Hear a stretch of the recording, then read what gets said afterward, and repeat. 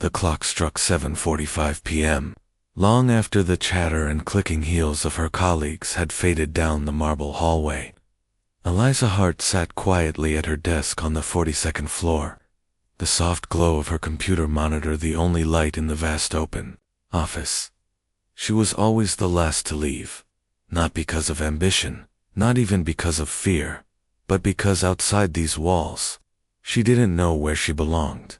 At 26, Eliza had spent her whole life learning how not to be noticed. Raised in foster care, shuffled from home to home, she'd learned early that affection was a luxury she couldn't afford.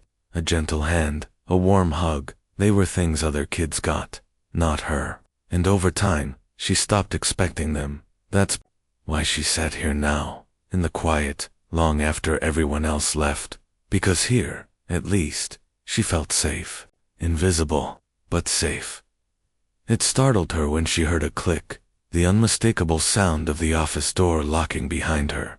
She turned and froze. It was him, James Caldwell, CEO, billionaire, the kind of man who appeared in magazines and inspired both envy and fear. She'd seen him maybe twice before, tall, with salt and pepper hair, perfectly pressed suits, eyes that seemed to see through you. But tonight, he looked different.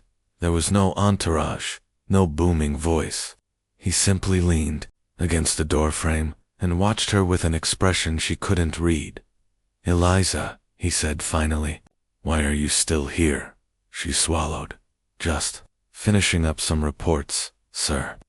He stepped closer, slowly, his polished shoes silent on the carpet. He reached past her and turned off her monitor.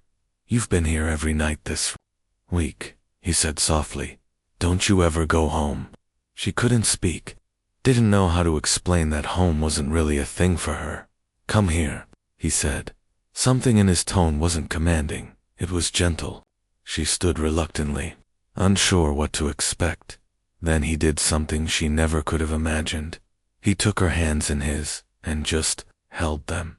She stiffened at first, the contact foreign, frightening, but his grip was warm, steady, and she realized he wasn't just holding her hands, he was looking right into her eyes. "Do you know what I see when I look at you?" he asked. She shook her head, heart pounding. "I see someone who works harder than anyone else here, someone who deserves to be seen, to be valued." He paused. "And someone who looks like she's been alone for a long time." Her throat tightened. A tear slipped down her cheek before she could stop it. James didn't let go. He reached into his pocket and pulled out a small folded photograph. He handed it to her. It was a picture of him, much younger, sitting outside a foster home. "I know that look in your eyes," he said quietly, "because it used to be in mine." Eliza stared at him, speechless. "I built all of this," he said, gesturing around the office, "because someone, once, believed in me, took a chance on me, gave me a reason to keep going." He squeezed her hands gently. "I'm not going to let you fade into the background anymore," he continued. "Starting tomorrow, you're moving into my mentorship program. We'll work side by side, not because you owe me anything, but because someone once reminded me that we're all worth saving." The dam broke then.